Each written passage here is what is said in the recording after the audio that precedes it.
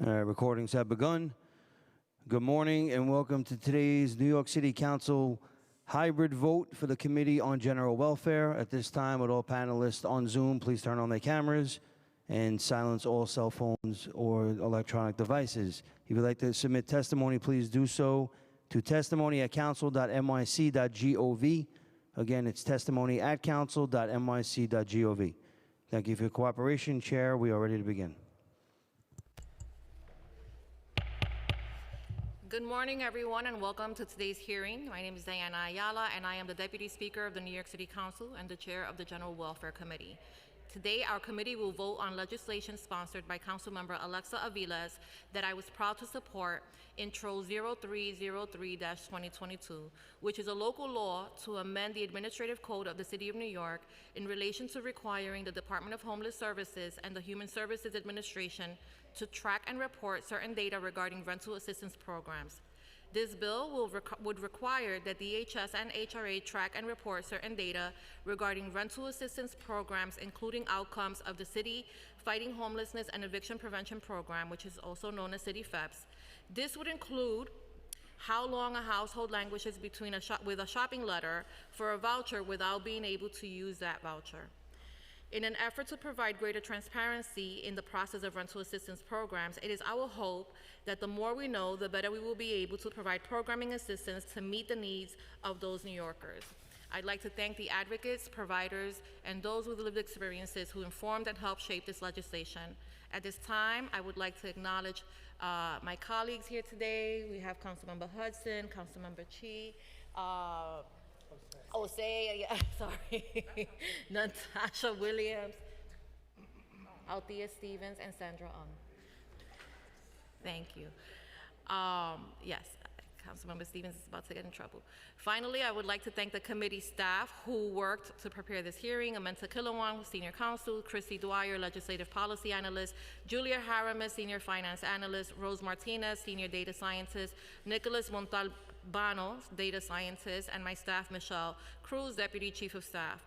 Councilmember Aviles is not here, so I think that we will now call on the clerk for a roll call. Where is he? Oh, I would like to also acknowledge that we've been joined by Councilmember Riley on Zoom. Okay. William Martin, Committee Clerk. Roll call vote, Committee on General Welfare. Proposed Introduction 303A. Chair Ayala. I vote aye. Riley. I vote aye. Thank you. Hudson. Aye. Osei. I vote aye. Stevens. I vote aye. Ung. I vote aye. Williams. I vote aye. Thank you.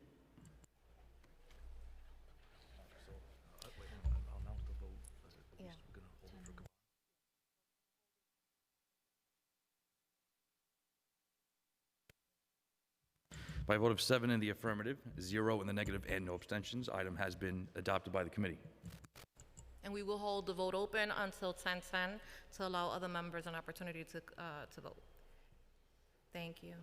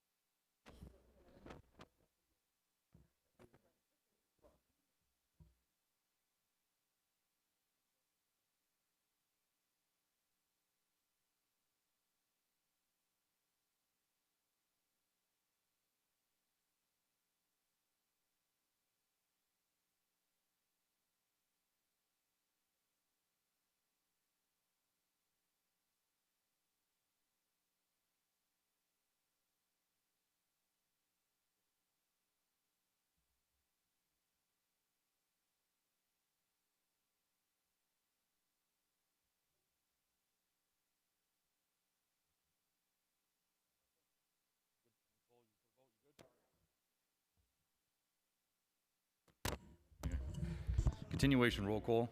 Vote Committee on General Welfare, proposed introduction 303A. Councilmember Caban.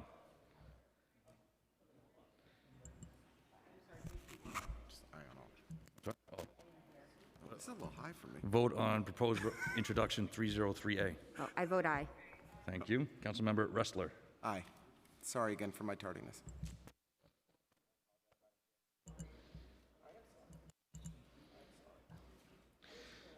By a vote of 9 in the affirmative, 0 in the negative, and no abstentions, item has been adopted by the committee.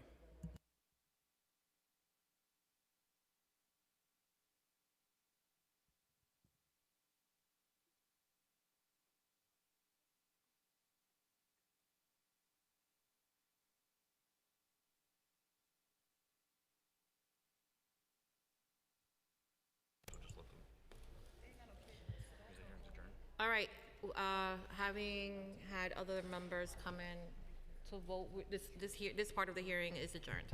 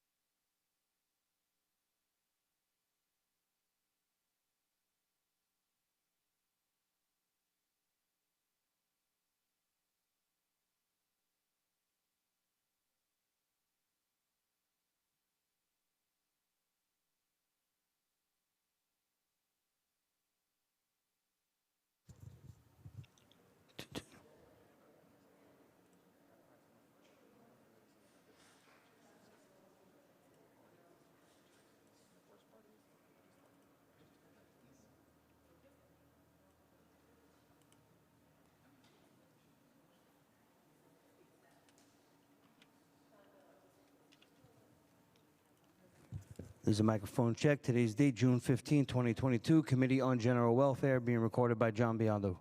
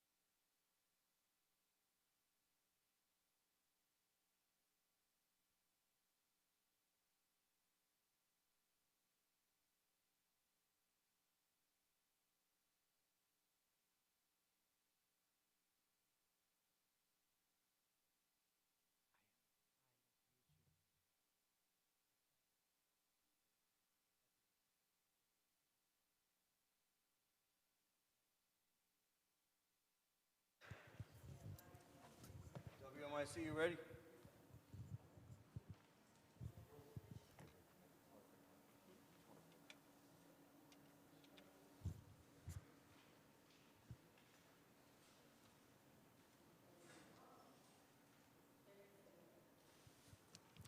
Good morning and welcome to today's hybrid New York City Council hearing for the Committee on General Welfare. At this time, would all panelists on Zoom please turn on the video for verification purposes? And to minimize disruptions, we ask you to place all electronic devices to vibrate or silent mode. If you'd like to submit testimony, please send via email to testimony@council.nyc.gov. Again, that is testimony@council.nyc.gov. Thank you for your cooperation. Chair Ayala, we are ready to begin. Good morning, everyone, and welcome to today's Committee on General Welfare hearing. My name is Diana Ayala, and I am the Deputy Speaker of the New York City Council and the Chair of the General Welfare Committee. Today, the committee will hold an oversight hearing on juvenile detention in New York City. This hearing will examine the status of the juvenile justice system, including secure, limited secure, and non-secure juvenile detention facilities. To be clear, a juvenile delinquent is a youth over the age of 7, but less than the age of 18, who commits an act that would be a crime if they were an adult. Juveniles are either supervised by the New York City Department of Probation or detained in facilities overseen by the Administration for Children's Services Division of Youth and Family Justice. Adjudicated youth who receive a disposition of placement in a secure setting are placed in facilities overseen by the New York State Office of Children and Family Services. It's also important to remember that a finding of juvenile delinquency is not considered a criminal conviction and therefore does not result in a criminal record, and a family court judge and family court judges may seal any records relating to delinquency proceedings.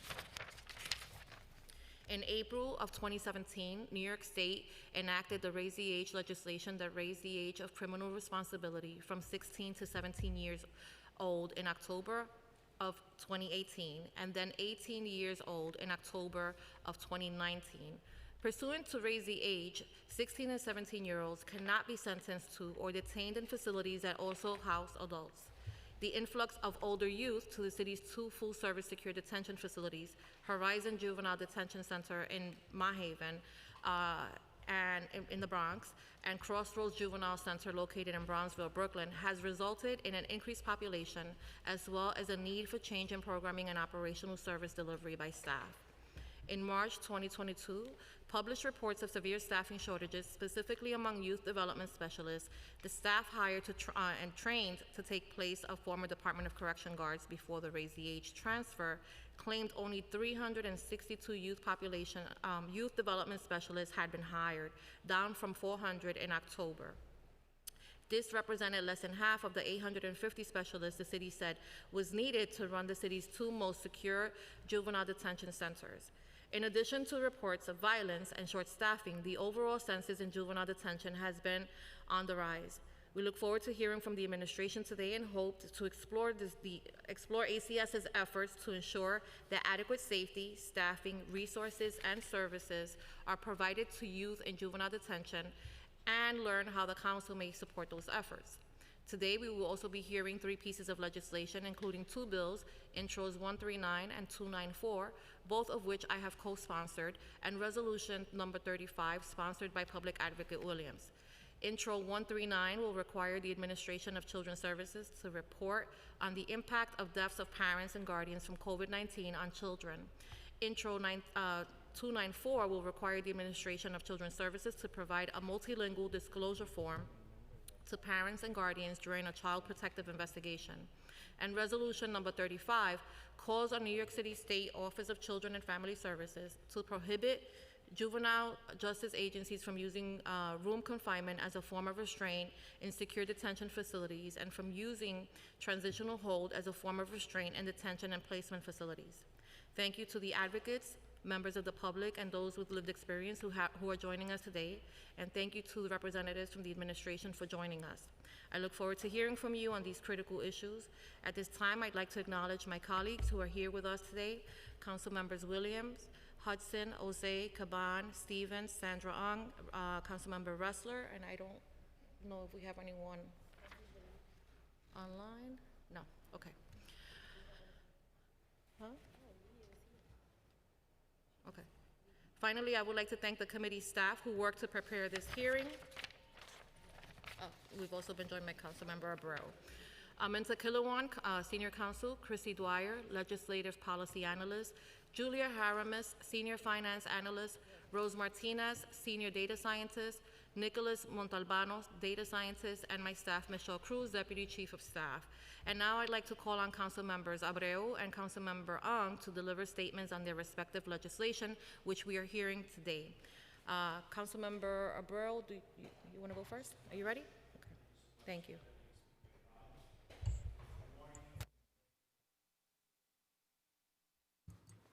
My apologies. Thank you so much, Deputy Speaker Ayala, for your incredible work, and thank you all. Today, I'm so grateful to be speaking in support of Introduction 139, which would require ACS to report on the impact of the deaths of parents and guardians from COVID-19 on children.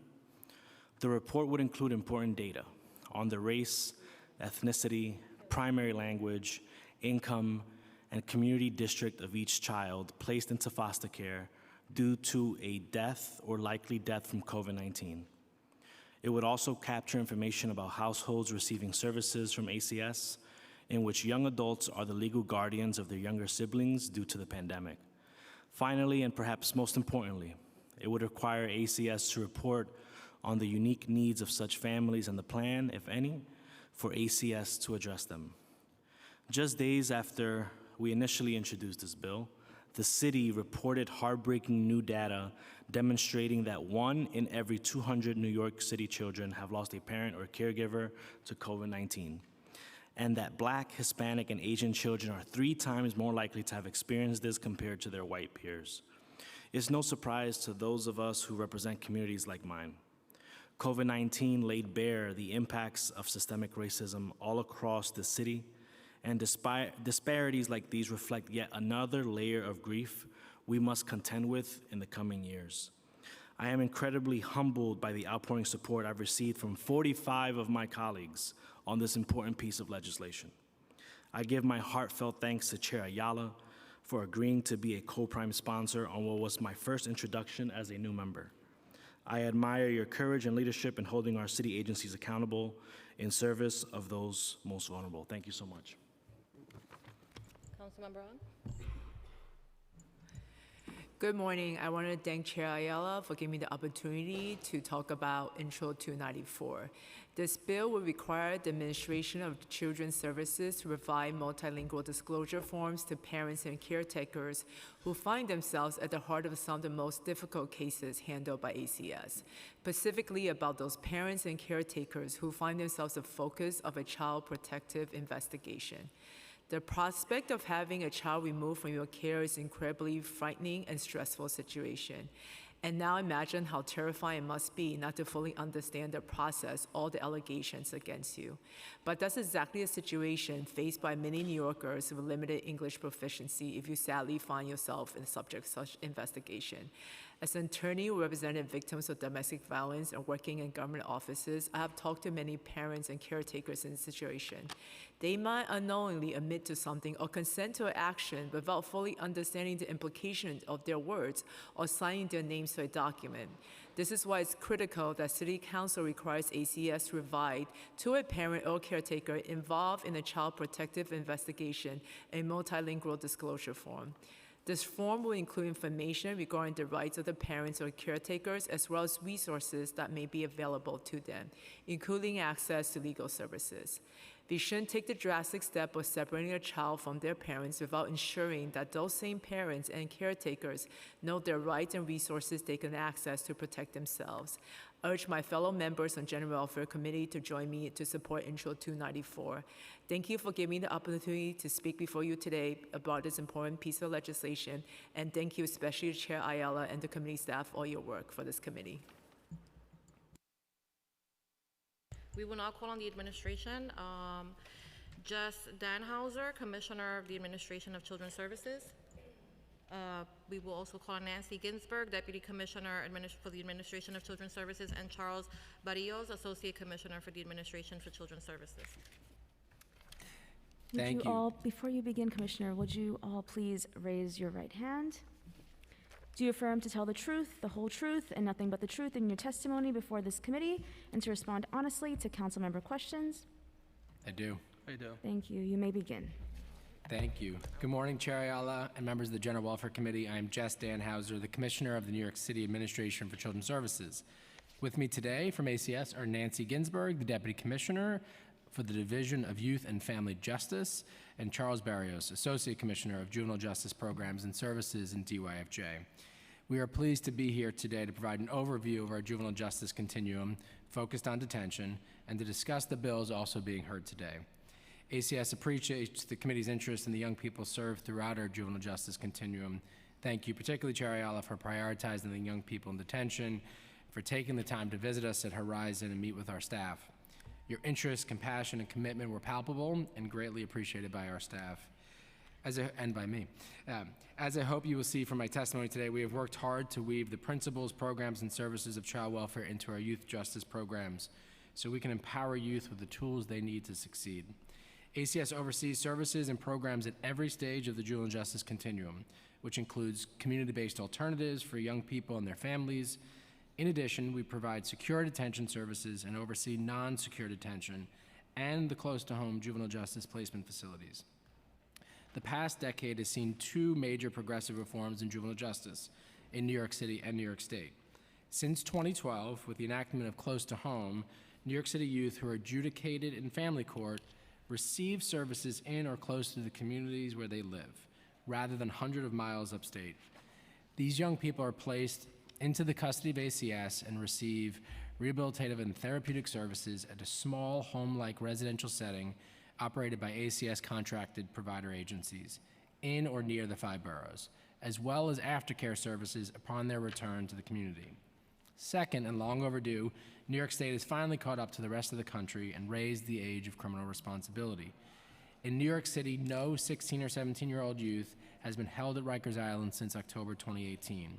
If they are ordered to be detained, they are now detained at one of ACS's juvenile detention programs.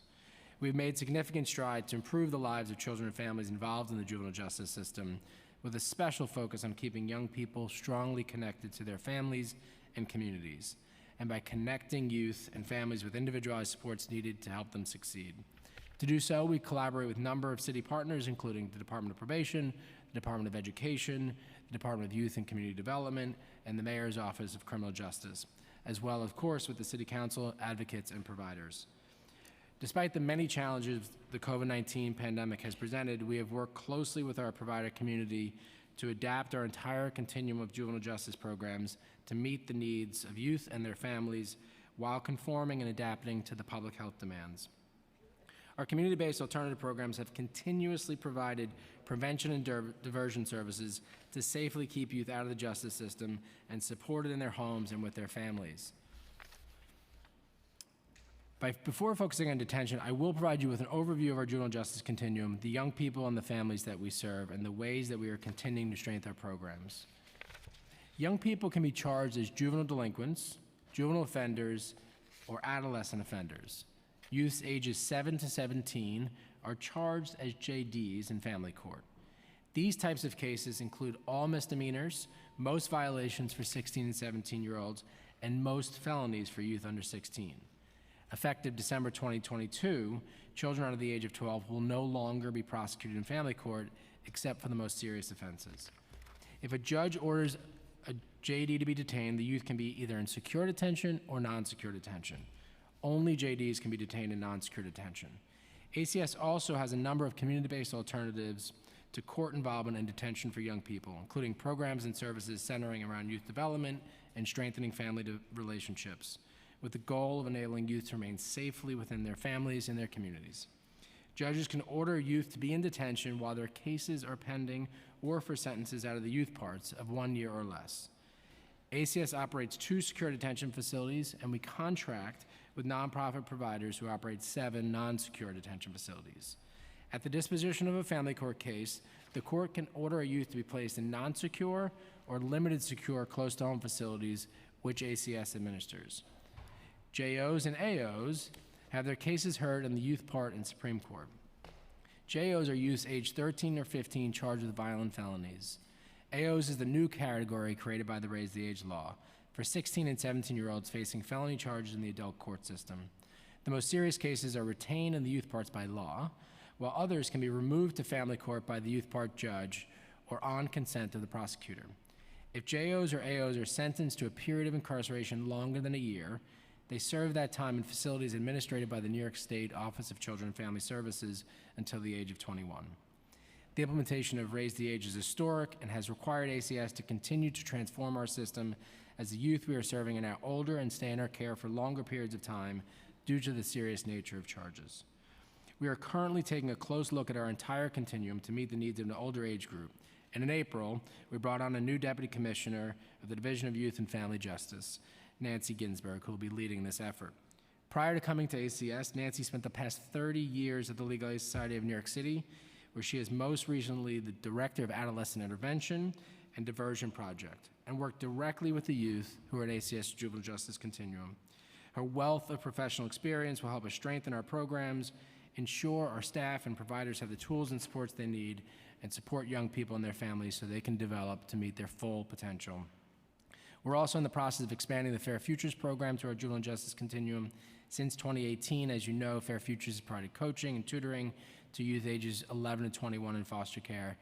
With the mayor's commitment of $30.7 million baseline in ACS's budget, we can now not only expand to youth ages 21 to 26 from the foster care system, but we extend this critical mentorship, education, and vocation opportunities to those in the juvenile justice system. We've seen the positive results of Fair Futures, and so we are thrilled to add these supports to court-involved young people. Our goal is to keep young people out of the court system whenever that is safely possible through community-based services. We know that the best way to intervene positively in the lives of young people is to engage with the whole family. Our Family Assessment Program, which we call FAP, is a diversion program available to families of youth up to age 18 to help avoid involvement in the juvenile justice or child welfare systems by providing therapeutic services, and it is grounded in a child welfare framework. Our voluntary services support families to address difficult teenage behaviors such as skipping school, using drugs, running away from home, and or struggling with mental illness. To minimize court involvement, families in New York City must first participate in FAP before a person in need of supervision's petition can be filed. ACS also administers the Juvenile Justice Initiative, JJI, which serves youth adjudicated as juvenile delinquents who are under probation supervision as an alternative to placement. Specifically, JJI provides intensive services to youth in their communities rather than through placement in a custodial setting. JJI helps parents develop skills to support their children, enforce limits, and steer them towards positive peers and activities.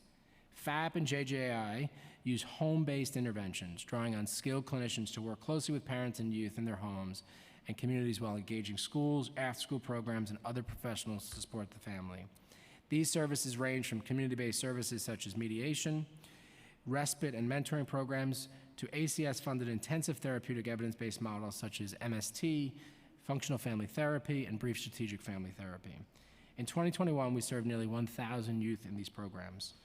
Currently, MOCJ administers the city's alternative to detention programs, which are the services that youth charged as JDs can participate in so they can remain in the community and get the supports they need to address their needs. As you may know, ACS recently released a concept paper and will soon issue an RFP for ATD programs, which will be administered by ACS when the new contracts begin in July of 2023. This move will enable ACS to administer an even fuller continuum of juvenile justice program in New York City. In 2012, the state and city partnered to create Close to Home, New York City's juvenile justice placement system, in which adjudicated juvenile delinquents are placed in residential programs near their homes, schools, and communities. Our Close to Home non-secure and limited secure placement residents are located at 28 sites throughout the city and one in Dobbs Ferry. They are run by 7 nonprofit provider agencies. Close to Home is grounded in a youth and family development framework, and all of our providers are deeply experienced in serving the complex needs of the youth in our care. Despite raising the age of criminal responsibility, ACS has seen a decline in the Close to Home census. In the past 5 years, ACS has seen admissions to Close to Home decrease by 77%, in large part due to community-based alternatives available through FAP and JJI. Prior to Close to Home, 540 New York City youth were placed in upstate juvenile placement settings run by New York State. In 2021, there were 59 youth placed in Close to Home. Currently, there are 63 youth in close-to-home placements or in aftercare. And 20 on aftercare. All close-to-home programs offer structured residential care for youth in a small, supervised, and home-like environment. In contrast to the traditional larger juvenile placement facilities model, close-to-home programs have been intentionally designed to enhance participation in programming while preserving the safety and security of youth, staff, and the community. Close-to-home allows for engagement to occur simultaneously with the youth, the family, and the community to ensure that the factors leading to juvenile justice involvement are addressed. Each close-to-home program is required to implement an evidence-based therapeutic program model that serves as the primary mechanism of behavioral support.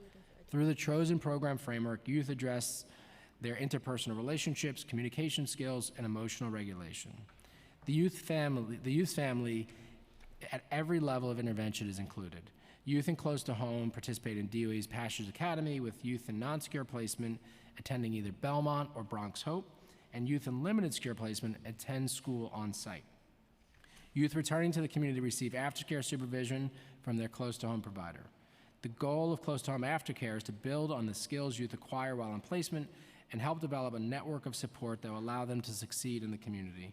While in placement, youth form positive, trusting relationships with caring adults. These relationships are critical to facilitate each youth's growth, skill development, and progress as they learn new ways of thinking and changing their behaviors.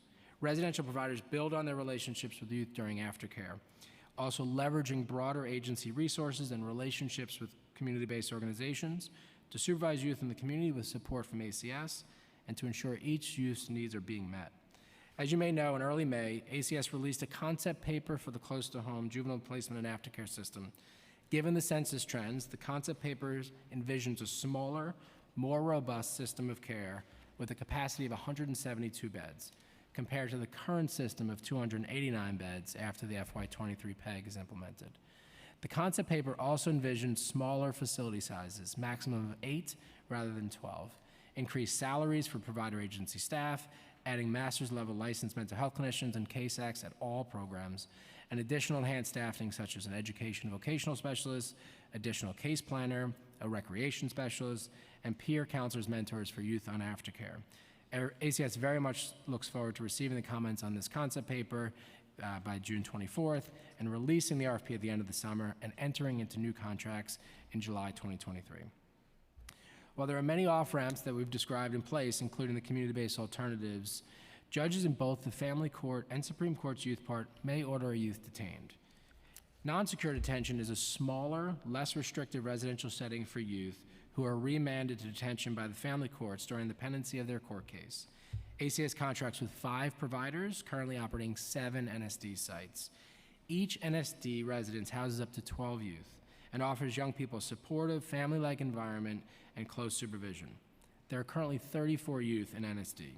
Youth attend school through Passages Academy and receive the full support of DOE services, including opportunities to engage in after-school services and access to tutoring.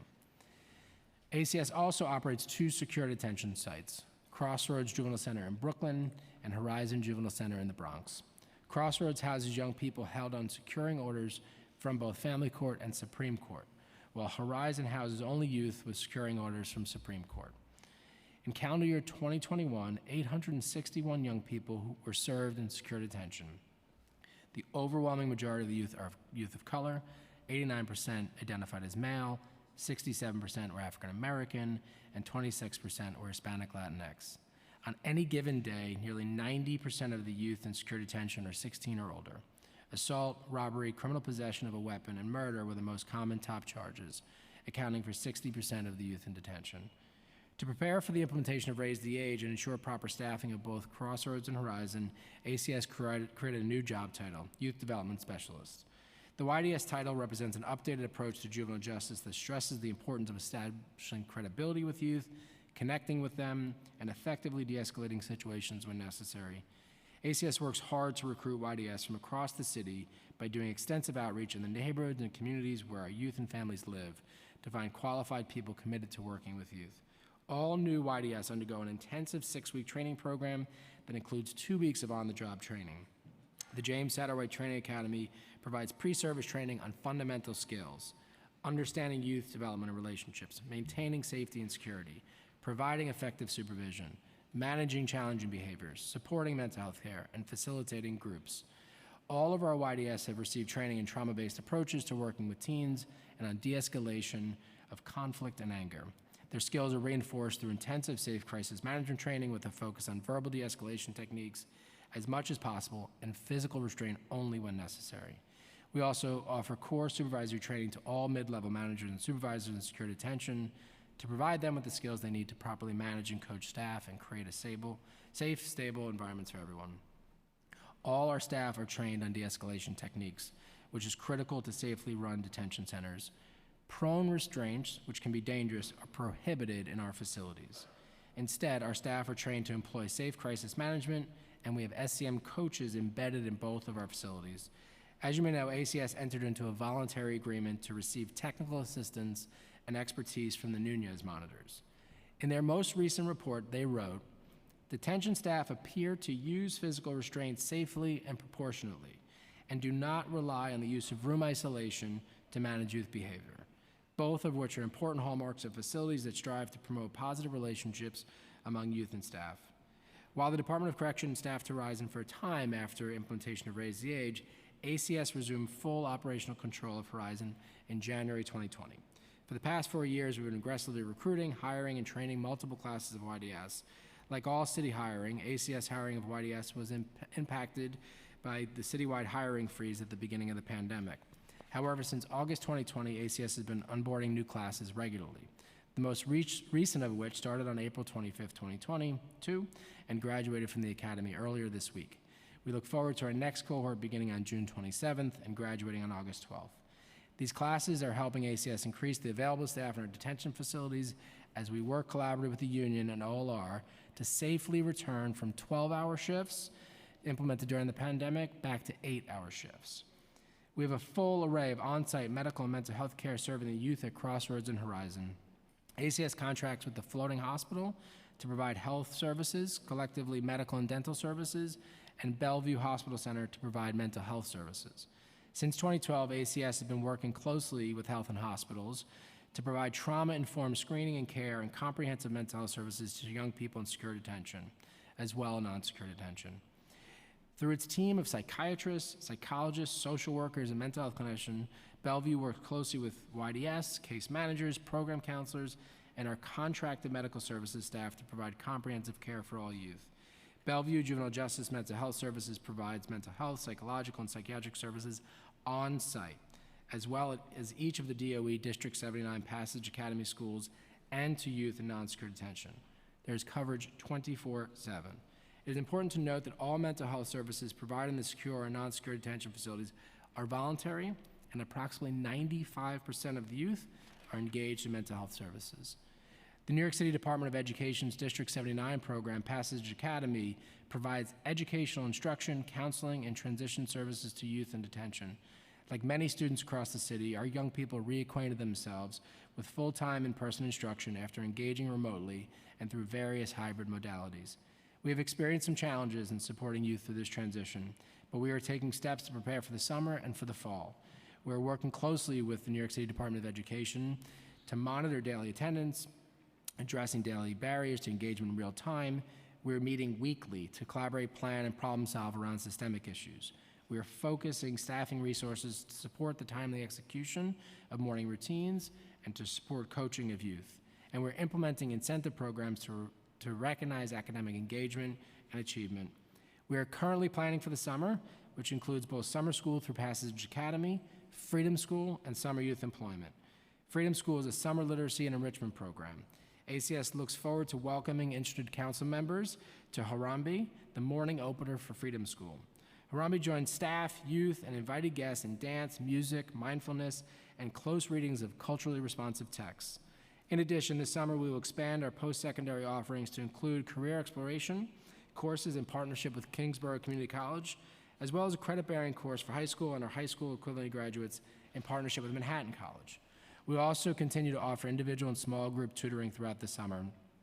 We know that engaging youth in these types of work and learning experiences lays the foundation for their success. We believe that programming is essential to enhance the therapeutic environment of detention while helping youth build self-esteem, take part in positive activities, reduce idle time, connect with role models and credible messengers, and develop skills to redirect their lives in a positive direction.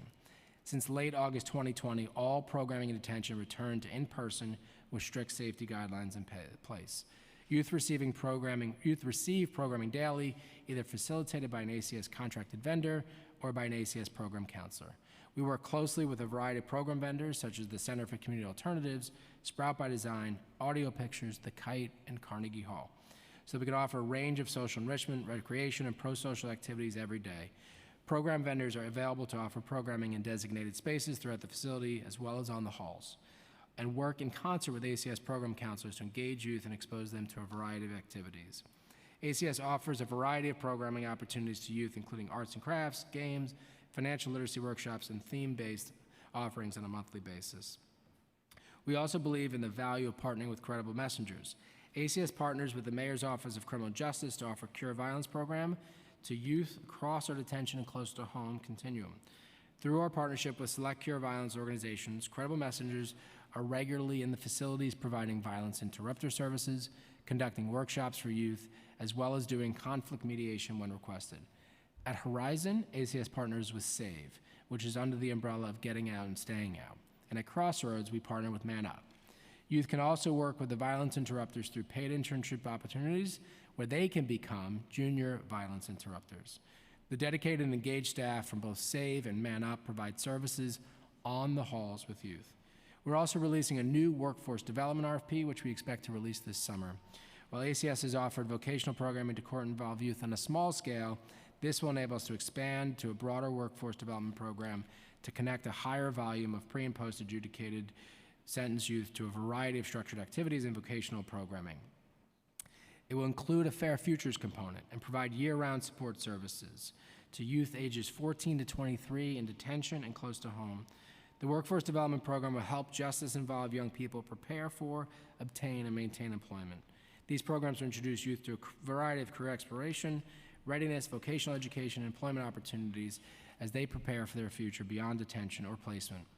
Strong family engagement is another essential part of our model of care, and we have adapted to make sure youth remain connected. Our case management staff connect with parents by phone at intake, and they call parents to provide weekly progress updates. Since February, on-site visiting has returned to our secure detention facilities with measures in place to address health and safety issues caused by the pandemic. Specifically, family visitors need to either show proof of vaccination or a negative COVID test, and we have rapid tests available to those who need them. Throughout the pandemic, ACS case management staff maintained frequent contact with the youth's parents and guardians. ACS also facilitated additional parent support services, including parent coaching and assistance with systems navigation through partner community-based organizations at both Crossroads and Horizon. While we have more work to do to strengthen our work in detention, we have made significant progress in transforming our system and implementing Raise the Age. In the most recent report this past April, the Nunez team acknowledges that while the COVID-19 pandemic has had an extraordinary emotional and operational impact on the youth and staff in detention, ACS has made progress in all areas during the monitoring period. They also applauded ACS advocacy to implement incentive bonuses for attendance for the YDS and the continued efforts to recruit and train YDS, which led to a significant increase in the number of staff in this reporting period compared to the last. Intro 139-2022. According to the Citizens Committee for Children, 4,730 New York City children under age 18 lost a primary caregiver to COVID-19 from March 2020 through December 2021. Clearly, the trauma and tragedy of COVID has impacted us all, particularly children. As a city, we must do what we can to address the needs of the children and families continuing to struggle with the impact of the pandemic. The loss of a parent or caregiver has a profound impact on children. At the start of the pandemic, ACS worked with our partners at H&H to ensure that hospital social workers knew how best to help families when parents, caregivers were hospitalized or tragically passed away. Together, we developed guidance to help families identify alternative caregivers and turn to the child welfare system only when that did not work. ACS also created a new section of our website to help parents and caregivers develop plans in case they got sick. We hope that these resources have been helpful for families both for peace of mind and for the worst case scenario. While ACS does not have a way to track COVID fatalities in the state system of record that we are required to use, which is called Connections, At the start of the pandemic, ACS was very concerned about the tragic loss of life we were seeing, and together with our providers sought to manually track COVID fatalities. Through this effort, we believe that since March 2020, 5 families with 8 children came to the attention of ACS because a parent died from COVID. 5 of the children from 3 families were placed into foster care, mostly with kinship, and the other 3 children from 2 families are living outside of foster care with family members. All of these incidents occurred early in the pandemic. The fact that just a small number of children who lost a parent to COVID came to the attention of ACS indicates to us that communities and families have come together to provide care, love, and stability for New York City's children who lost a parent or caregiver to COVID. Our job now is to support them with our full range of services. Earlier in the pandemic, we also asked our providers to track and report to us similar information. From this reporting from March 2020 through July 2021, there were no reports of parents receiving prevention services who died from COVID. According to the reporting from our foster care agency from March 2020 through March 2022, 5 children in foster care had a parent who died from COVID-19, and 22 children